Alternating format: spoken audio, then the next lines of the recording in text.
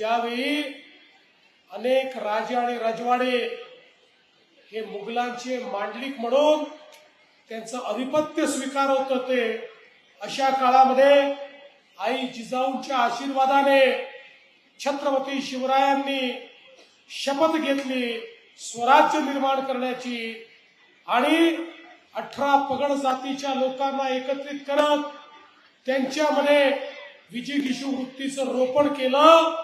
आणि त्यांच्या माध्यमातून हिंदवी स्वराज्य त्या ठिकाणी स्थापित केलं। छत्रपती शिवराय एक द्रष्टे नेते होते, एक असे राज्यकर्ते होते ज्यांनी समतेचं राज्य स्थापित केलं, ज्यांच्या राज्यामध्ये कुठल्या गरीबाच्या भाजीच्या देठालाही बोट लावण्याची कोणाची हिंमत नव्हती आणि कितीही मोठ्या माणसाने एखाद्या स्त्रीचा अवमान केला, तिच्यावर अत्याचार केला तरी देखील त्याला कठोरात कठोर शिक्षा देणारं हे छत्रपतींचं शासन होतं। आणि आपण बघितलं असेल की ज्या प्रकारे त्यांनी सातत्याने लढाई करून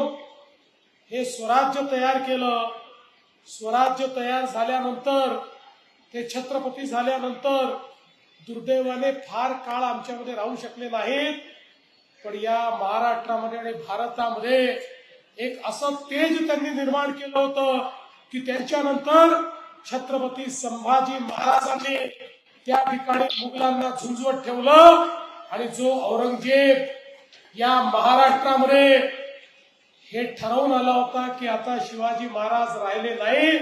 आता मराठ्यांना मी संपवून टाकील, त्या औरंगजेबाची कबर याच महाराष्ट्राच्या भूमीमध्ये आमच्या मराठ्यांनी त्या ठिकाणी खोदली।